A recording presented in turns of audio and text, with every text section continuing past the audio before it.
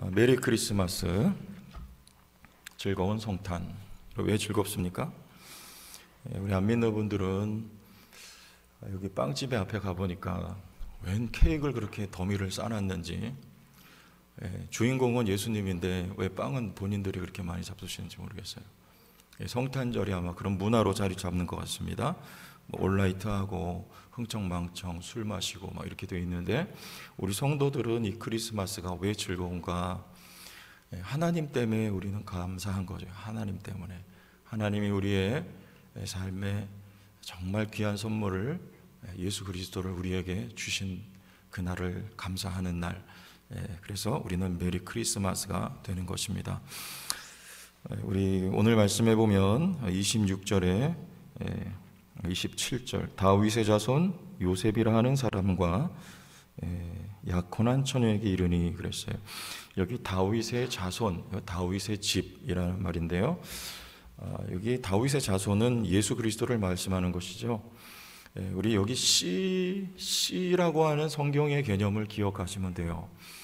아브라함에게 창세기 12장에 말씀하셨던 내 후손으로 복을 받으리라 천하 만민이, 여기서 씨거든요. 씨.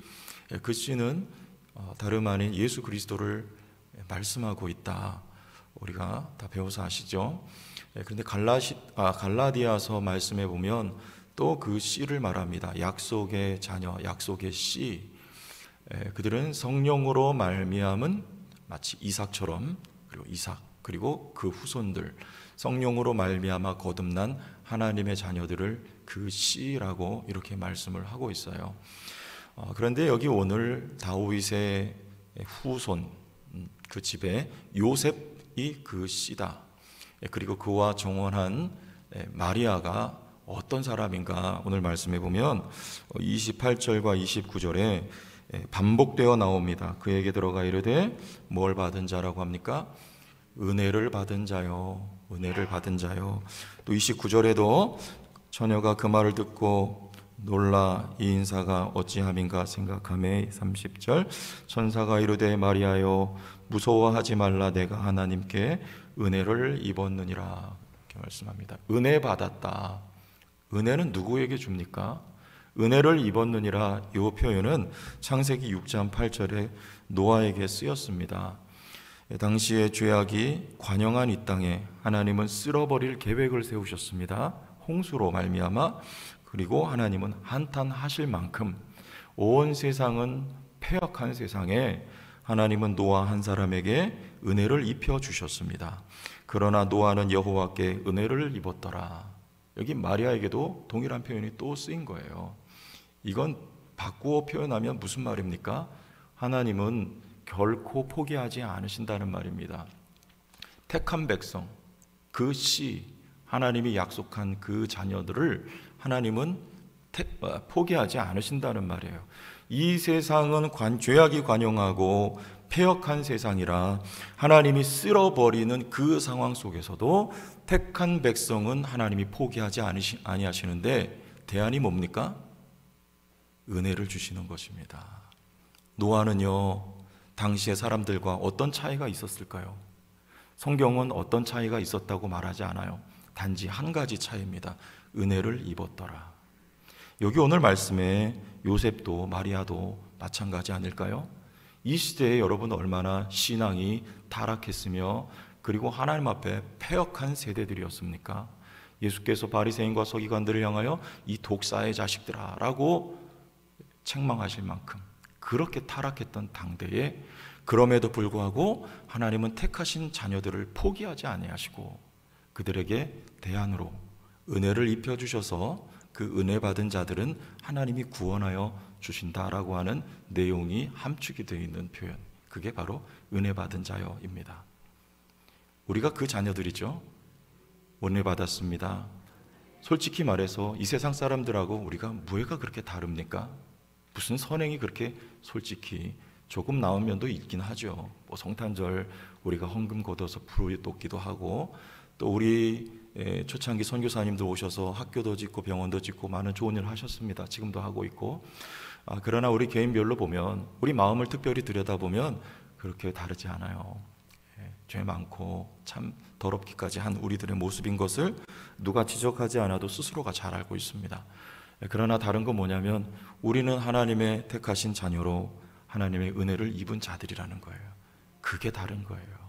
하나님이 그로써 우리의 선한 행실이 아니라 은혜를 주셔서 은혜 받은 자이기 때문에 하나님이 우리를 구원하신다는 것입니다. 두 번째 은혜 받은 자의 목표는 뭐냐면 최종 목표는 뭐냐면 하나님이 마리아에게 은혜를 입혀주셨어요. 그런데 그 목적이 뭡니까? 마리아 한 사람이 아니고 예수 그리스도를 낳는 것이 최종 목적이에요. 여러분, 우리에게 하나님은 은혜를 주신 이유는 뭡니까? 우리의 구원인 것이 맞습니다. 먼저는 그래요. 그러나 두 번째는 목적이 뭐예요? 생명을 낳는 것입니다. 그게 은혜 받은 자의 사명이에요. 은혜는 하나님의 구원이며 또 두 번째 사명을 의미하는 것입니다. 그러므로 여러분들에게는 또한 사명이 있는 줄 기억하십시오. 어떤 사명입니까? 우리 또 자녀를 낳아야 되는 거예요. 마리아는 예수 그리스도를 낳았어요. 생명을 낳았어요.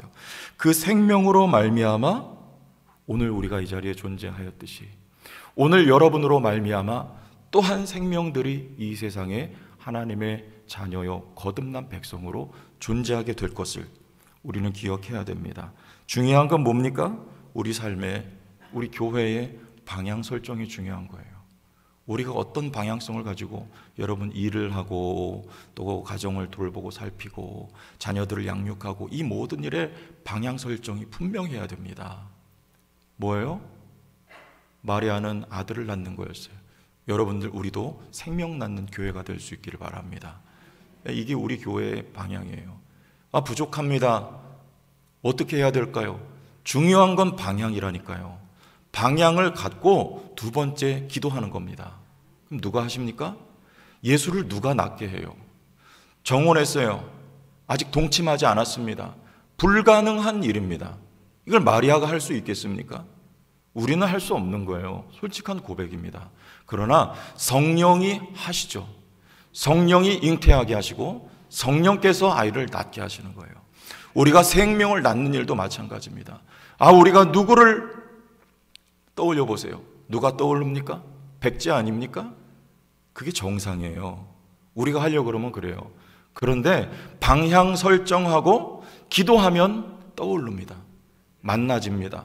접촉점이 생깁니다. 할 말이 생깁니다. 관계가 이루어집니다. 누가 하는 일입니까? 성령이 하시는 일입니다. 생명을 낳는 일은 100% 우리를 통하여 하나님이 하시는 일이에요. 그러므로 2022년에 우리 성도교회는 생명 낳는 교회가 될 수 있기를 바랍니다. 쉽게 말하면 전도하는 거예요. 전도하는 거. 네? 여러분 VIP 한 사람씩 다 우리 신년 1월 달부터 VIP 한 분씩 다 마음속에 품으세요. 태신자. 생각이 안 나는데요. 생각 날 줄로 믿습니다. 방향을 정하세요. 방향을. 2022년도에는 나도 한 영혼 낳겠다. 여러분 이 방향을 정하세요. 하나님이 여러분을 쓰십니다. 여러분에게 우리 성도 교회에 은혜를 주신 것, 우리를 구원하실 뿐만 아니고 또한 생명을 낳는 교회로 하나님이 쓰시겠다. 이 약속이 있는 우리 교회요. 여러분의 삶이 되시기를 다시 한번 주의 이름으로 축원합니다. 두 번째는 은혜 받은 것은 이 은혜 받았다. 이게 잘 보이지를 않는 거예요. 그리고 그렇게 막 느껴지지도 않습니다. 왜냐하면 이건 출발은 영적인 것에서 출발하기 때문에 그래요. 자, 우리가 거듭났습니다. 그런데 무슨 그렇게 느낌이 있습니까? 없잖아요. 경험이 잘 안 되잖아요. 영적인 얘기예요. 영적인 것에서부터 출발해서 여러분 우리가 믿음 생활 쭉 해나가면서 이게 삶에 가시적으로 나타나기도 하고 나타나지 않기도 하고 그러는 거예요. 이 영적 현실, 이 사실인 것을 우리는 믿어야 돼요. 오늘 31절부터 33절까지 보세요.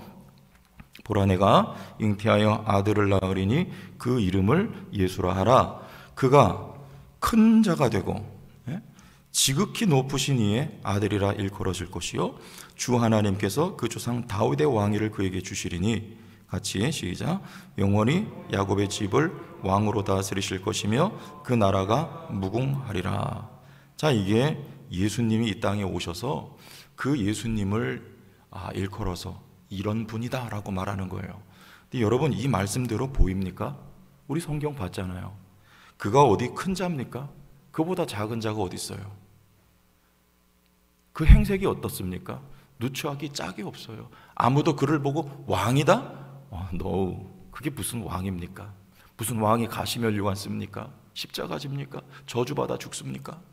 이게 왕이에요? 아니에요. 지극히 높으신 이의 아들이에요. 그가 어디 그렇게 보입니까?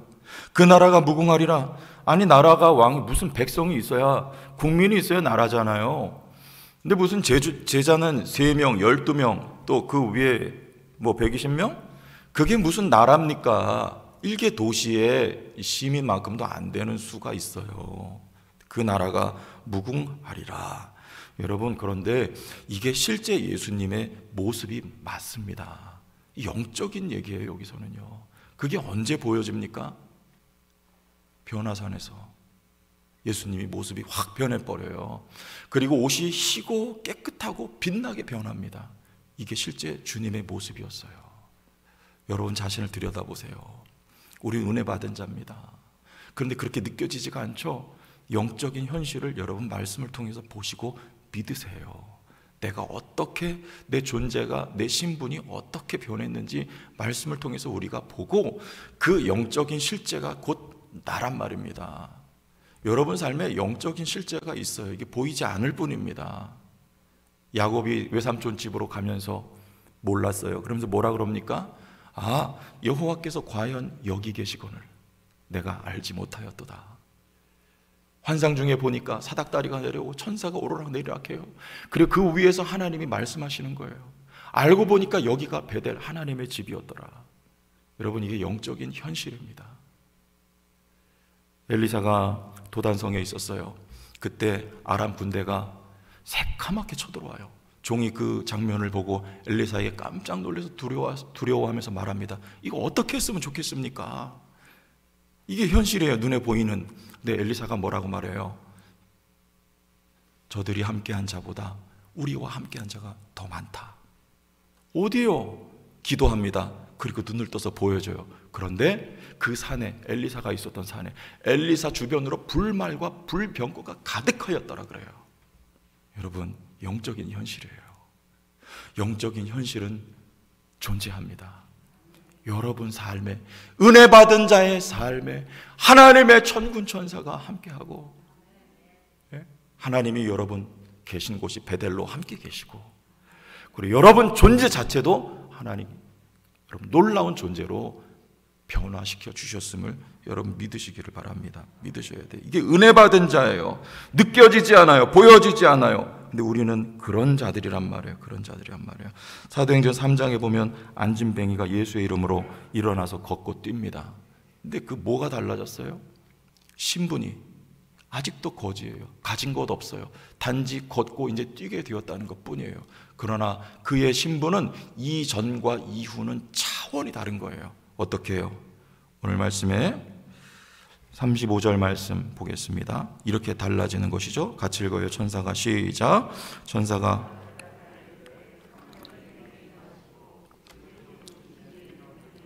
덮으시리니 이름으로 나실 바 거룩한 이는 하나님의 아들이라 일컬어지리라. 아멘.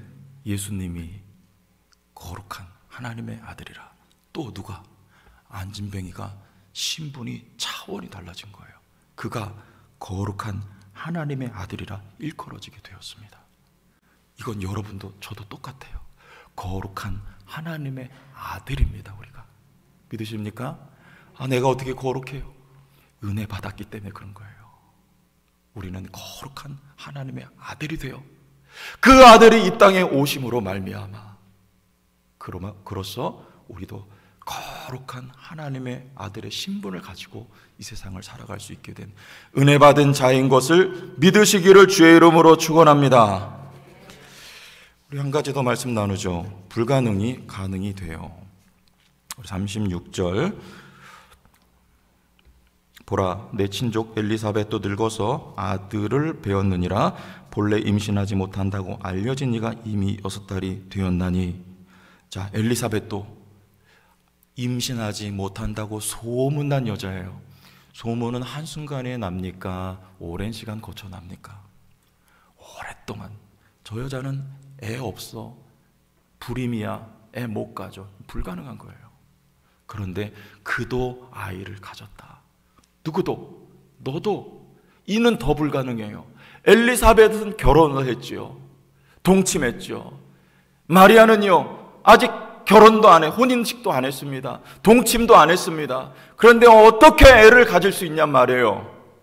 우리 주님의 27절 말씀 같이 읽어봐요. 시작. 대저 하나님의 모든 말씀은 능하지 못하심이 없느니라.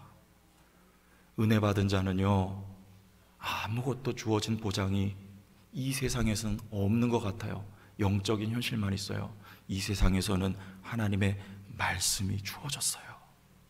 그런데 중요한 건 하나님은 그 말씀대로 이루신다는 거예요.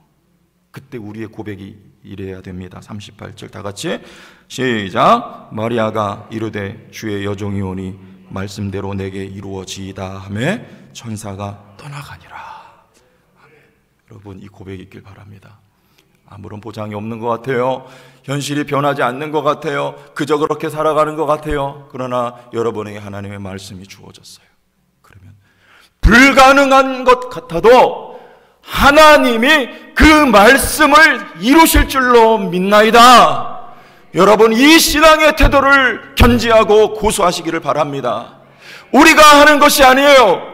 불가능해 보입니다. 실제로 이 땅에서 불가능한 역사입니다. 그러나 하나님은 말씀으로 천지를 창조하셨습니다. 말씀이신 예수 그리스도를 통하여 이 세상을 새 창조하셨습니다. 그런 여러분의 삶에 또한 창조하실 것을 믿습니다. 우리 제천 성도 교회의 앞길에 미래를 하나님이 창조 열어가실 줄로 믿습니다. 말씀이 있느냐? 하나님은 그 말씀대로 이룰 거예요. 지난 주간에 우리 성도님들 몇 분하고 같이 교제하는 시간을 잠시 가졌어요. 우리 지난 새벽에도 잠시 나눴던 내용입니다. 그분들이 그런 이야기를 하세요. 우리 성도교회 과거에 그렇게 열심히 할 때 얼마나 재미있게 신앙생활하고 참 뜨겁고 기도회를 하면 그 찬송을 그렇게 하고 북치면서 기도하고, 그리고 선교할 때 그렇게 열심히들 나가서 선교하고, 앞으로 다시 그런 시간이 올까 그런 생각이 든다. 그 얘기를 들으면서 저는 한편 마음에 약간 이렇게 그런 생각이 드는 거예요. 좋은 시절은 다 지나갔구나. 그때가 좋은 시절이었구나. 앞으로 이제 상황이 좋지 않으니까 사람들 마음은 점점 강팍해지죠. 1990년대만 해도 대한민국은 아직도 부흥의 때였어요. 그러나 지금은 저마다 말하는 것은 부흥의 때는 이미 지나가고 있다. 예? 전도하기 어렵죠. 마음 강팍해지죠. 또 코로나라고 복병이 있죠. 또 그런 때가 올까? 그런 마음이 들었어요. 그런데 이 말씀 새벽에 묵상하면서 저에게 주시는 말씀을 이렇게 들리는 거예요. 뭐예요? 대저 하나님의 모든 말씀은 능하지 못하심이 없느니라. 여러분이 하는 게 아니고 최 목사가 하는 게 아니고요. 약속의 말씀이 있느냐? 말씀이 주어졌느냐? 하나님이 그 말씀을 통하여 역사하시리라. 여러분, 소망을 품기를 바랍니다. 여러분의 약속의 말씀이 있습니까? 저는 있어요. 하나님이 약속의 말씀 주셨어요. 그 말씀대로 이루실 줄로 믿습니다. 눈에 보이는 것 아무것도 없어도 말씀이 있는 사람들, 그 사람을 통해서 말씀을 이루시는 역사가 있는 분들, 은혜 받은 자여, 여러분들이신 것을 이 성탄의 계절에 우리 아기 예수 오셔서 우리도 이렇게 은혜 받은 자가 된 것을 감사하는 이 한날, 또 우리 일평생 될 수 있기를 주의 이름으로 축원합니다. 하나님 아버지, 은혜를 감사합니다. 예수님 가장 귀한 선물, 보물 같은 분 우리에게 주셔서 어찌 우리도 이렇게 귀한 하나님의 아들들로 하나님 세워주셨습니까? 구원 주시고 값어치 있는 인생 살아갈 수 있도록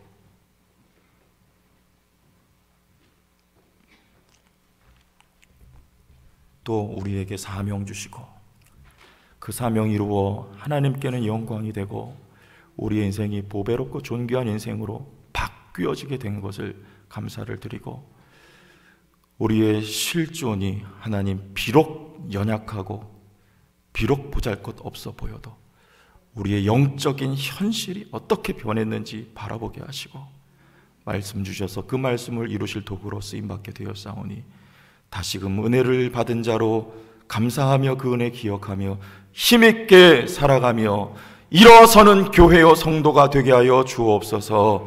예수님 이름으로 기도하옵나이다. 아멘.